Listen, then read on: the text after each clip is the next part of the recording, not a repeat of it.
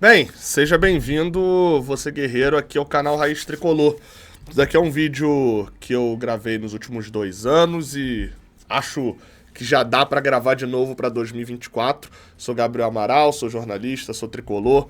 Esse daqui é o canal Raiz Tricolor, onde a gente vai falar um pouquinho sobre a tática do Fluminense para 2024, né? Eu gravei esse vídeo com o Abel no início do ano de 22, gravei esse vídeo com o próprio Diniz no início do ano de 23 e agora gravo de novo com o Fernando Diniz no ano de 2024. Peço que você deixe um like aqui embaixo, se inscreva aqui no Raiz Tricolor, dê essa moral pra gente continuar produzindo conteúdo de interesse de quem torce pro Fluminense, tá? Vamos falar lá porque esse ano o elenco tá que tá, né? É óbvio, pode haver alguma mudança, pode haver alguma saída ainda, ou até alguma chegada, né? Será que essa mensagem no WhatsApp é de alguma saída ou chegada? Não, não é isso. Enfim, vamos lá. E a gente vai falar aqui um pouquinho sobre isso, cara. Por quê? O elenco meio que tá fechado, né? Se você parar pra analisar ali mais ou menos, você vai ver um elenco do Fluminense que tem talvez o melhor elenco do Fluminense neste século. Gabriel, mas é melhor do que 2012? Não sei, por isso eu falei talvez. Eu diria até que como elenco, no início da temporada, se apresenta melhor do que o de 2012. Não custa lembrar que 2012 tinha 15 jogadores ali muito bons. Mas quando você saía um pouquinho do escopo daquele time principal ali do Fluminense, dos jogadores que mais atuavam, você via um time do Fluminense um pouco enfraquecido em algumas outras posições. Então, é o que a gente, neste ano agora, não vai vendo muito assim não, cara. Você abre 2012 ali, por exemplo, pegando até naquela reta que o Fluminense ganha tudo, ali na reta final, você tem um Fluminense jogando vindo do banco com o volante Valência, o Marco Júnior recém-subido da base. Então você tinha alguns ali jogadores que eram muito criticados e que não eram essa unanimidade toda ali pro torcedor do Fluminense. Igor Leite jogou muito, Samuel foi muito importante naquele time também. Então assim, falando de elenco, né, já para dar essa abordagem inicial aqui, né, num contexto histórico do início do ano, o elenco do Fluminense para 2024 se apresenta como um dos melhores do século. Vai jogar bola para isso, vai ser campeão dele. Botei até o escuro do Boca Juniors ali, premeditando uma final, quem sabe, em Buenos Aires contra o Boca, eles tentando a revanche, a gente tentando o bi, né, quem sabe. Pode ser isso, como também pode dar tudo errado, enfim, a gente não tem bola de cristal, né? A gente prevê, tenta analisar as coisas como elas acontecem. Vamos lá, tá? Eu acho que Fábio não tem discussão, o Fluminense se apresenta pro ano com 3 goleiros, além do Fábio e do Vitor Eudes, o Felipe Alves, que pela minha pesquisa eu ainda não achei a camisa dele, tá? O número da camisa, se vocês souberem, coloquem aqui embaixo no chat, mas não tinha camisa. Há uma evolução em relação à temporada passada, onde há uma troca do Felipe Alves pelo Pedro Rangel. O Felipe Alves não é uma sumidade, mas o Pedro Rangel, o que eu vi dele até agora, é um goleiro bem mais inexperiente. O que eu vi dele até agora não tinha me agradado, está emprestado para o Atlético Goianiense. O Fábio, obviamente, se manterá como titular. O Felipe Alves chega para ser o reserva, será o reserva, mas o Vitor Eudes foi bem nas primeiras rodadas do Carioca com um time alternativo. Então, acho que a gente evolui da temporada passada para essa, mas o Fábio mantido como titular. Bem, pensando... Deixa eu botar o Diniz aqui na beira do campo, né? Porque é ele que tá escalando a galera. Então, fica aqui, Diniz, ó. O Diniz tá aqui na beira do campo. Eu não tenho como alterar essas cores ali, pelo menos que eu saiba. Eu não tenho como alterar essas cores ali do Diniz, não. A lateral direita ainda conta com o Samuel Xavier e ainda conta também com o Guga. São os 2 jogadores ali do Fluminense que contam ali o Fluminense para sua temporada. Além desses 2, também está de volta Lucas Calegari, voltando de empréstimo do LA Galaxy. Volta lesionado, só deve poder jogar ali a partir de fevereiro ou março, né, mais para frente. E a gente não tem a segurança se ele será utilizado mesmo como lateral, que é a forma como ele joga no profissional, ou finalmente vão dar uma chance lá para a forma como ele jogou na base, jogou um jogo só no profissional, meio jogo na verdade contra o Internacional, ele chama muita atenção jogando como volante. Acho que na lateral não tem discussão, o Calegari vai ser carta fora do baralho e o Guga segue sendo o banco do Samuel Xavier. Falando de lateral esquerda, a gente chega para um cenário parecido, que é com Marcelo, Diogo Barbosa e vai lá, você tem Rafael Monteiro, tem uma série de outros garotos que provavelmente também não terão chance. O Diogo Barbosa deve continuar como reserva do Marcelo, né, como diz a obviedade, mas tendo muitos minutos, porque com 5 substituições a gente sabe o Marcelo não joga nunca os 90 minutos. Acho que no ano passado jogou 3 jogos assim só os 90 minutos. Então é uma substituição certa, o Diogo Barbosa tem muitas chances. E a gente sabe também que o terceiro lateral esquerdo é o Guga, improvisado por lá. O Calegari também já jogou de lateral esquerdo. Na zaga, a gente tem algumas opções, tá? A gente tem Marlon, Antônio Carlos, Manuel, que tá voltando agora, tá liberado no meio de fevereiro para poder voltar a atuar. A gente tem algumas opções que são basicamente essas daí, tá? O Marlon fica até o meio do ano pelo menos, Antônio Carlos recém-chegado dos Estados Unidos, Manuel voltando do doping, Thiago Santos agora efetivado como zagueiro, Felipe Melo e David Braz. Tá? É um setor que pra mim caiu o nível em relação ao ano passado. Perdeu muita gente? Não, a gente só perdeu o Nino. Mas a gente perdeu o nosso melhor zagueiro. Felipe Melo, titular absoluto, tem muita qualidade, mas tem a idade e sofre do mesmo problema do Marcelo, não joga 90 minutos. Então a gente tem 2 substituições já mais certas. Na teoria, a zaga, já descartando Thiago Santos, David Braz e Manuel da possibilidade da titularidade, a zaga era para ser Felipe Melo e Marlon.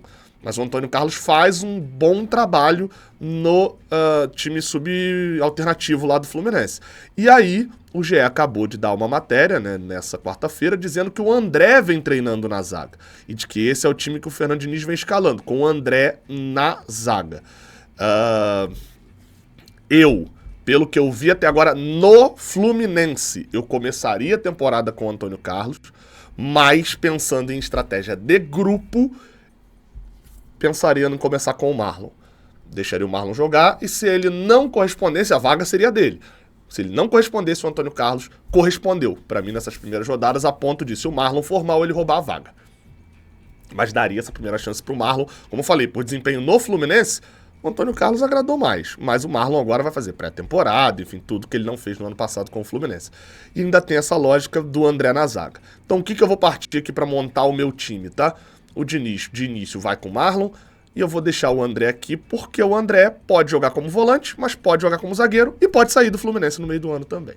Vou deixar o André aqui, até porque a gente vai falar de volantes agora, tá? André, Alexander, que está com a seleção olímpica, Martinelli, Felipe Andrade, que se destacou como volante nessas rodadas do Campeonato Carioca, e se a gente forçar um pouquinho a barra, a gente coloca o Gabriel Pires nesse bolo aqui também. Vocês vão vendo que o banco está se formando com muita qualidade, tá? O André seria o titular dessa vaga de volante. No ano passado, já descartando o Felipe Andrade, que a chance é quase nula dele ser titular nessa posição, e considerando que André, Martinelli e Alexander, no final do ano, terminou com o Alexander no banco, e ainda vai para a Olimpíada e tal, também acho que o Diniz não vai de titularidade com ele. O normal seria André e Martinelli. Jogavam assim no ano passado. Mas acho que a tendência, pelo perfil das contratações, é o Diniz mudar o perfil do time.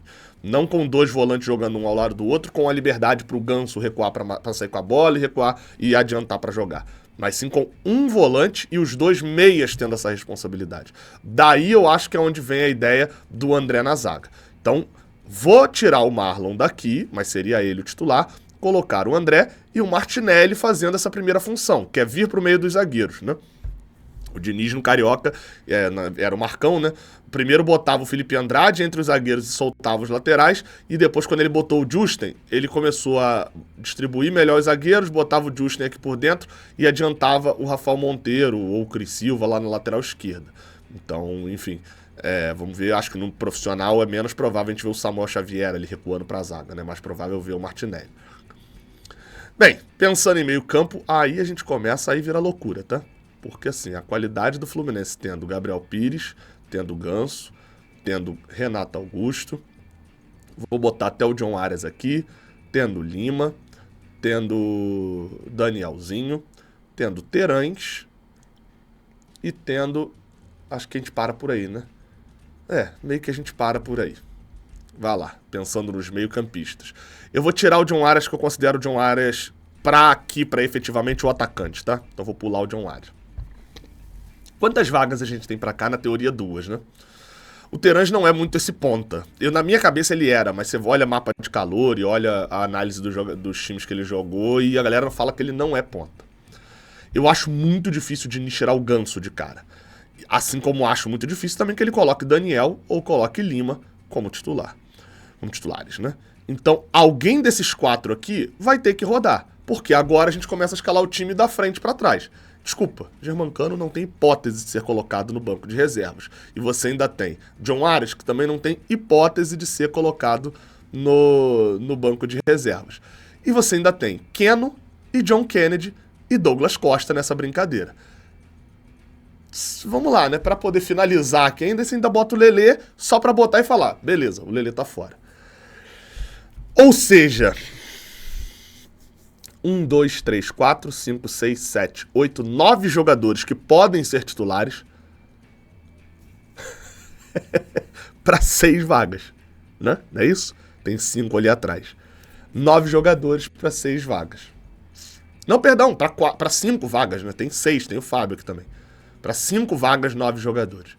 Como eu falei, o Ganso vai ser mantido titular, Germancano vai ser mantido titular, John Arias vai ser mantido titular.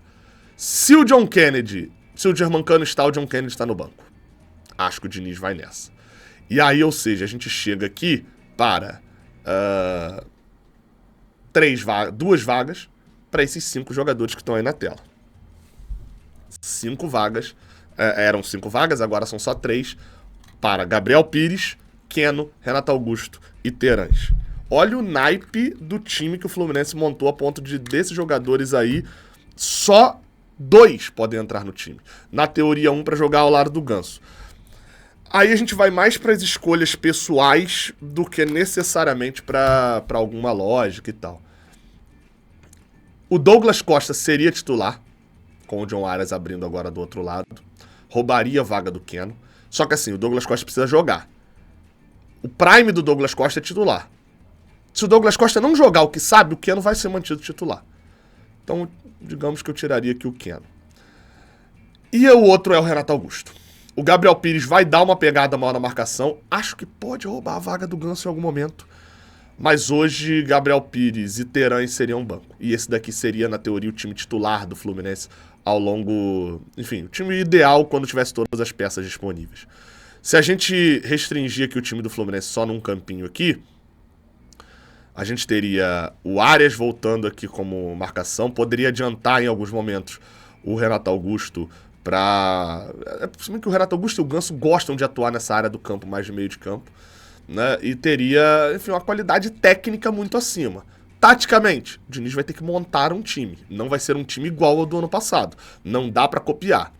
Pensando em time reserva, tá? Se a gente for escalar aqui um time reserva, a gente vai ter Felipe Alves no gol, né? Na lateral direita, o Guga. Na lateral esquerda, o Diogo Barbosa. Na zaga, Antônio Carlos e Marlon, né? Considerando que o André tá ali fazendo a zaga no outro time. Um time extremamente ofensivo. Eu tenho medo desses contra-ataques, né? Mas enfim, qualidade extrema. A gente teria Alexander. A gente teria Gabriel Pires. A gente teria Lima, possivelmente. Com Terãs, John Kennedy e Keno, né? E Keno. Seria mais ou menos esse time. Deixa eu botar os coletes aqui pra facilitar. Tá aí, ó. Esse daí seria como se fosse o duelo dos titulares e reservas do Fluminense. E vai lá, você ainda teria uma série de jogadores que, assim, beleza, vão servir de suporte ao time principal, mas que não terão vaga provavelmente nem no banco. Você tem aqui uma vaga ainda no banco, né? Para jogadores como Manuel, Thiago Santos, David Braz, jogadores que estão aí no elenco principal, tá? Calegari, Felipe Andrade, Daniel, Johnny Gonzalez, Lelê, Isaac, Lucumi. São quase 10 jogadores aí que, de certa maneira, você olha e fala assim, cara, esse cara vai atuar ao longo do ano do Fluminense. E não tem vaga hoje nem no banco para ele. Esse daqui seriam os times titulares e reservas do Fluminense no início do ano. Novamente, só lembrando, é uma visão, tá, que se tem, não é a conclusão, tá? É isso. Tamo junto. Até a próxima. Valeu e diga suas opiniões aqui nos comentários. Se você mudaria alguma coisa desse time, tá? Alguma coisa diferente, enfim. Fala aí.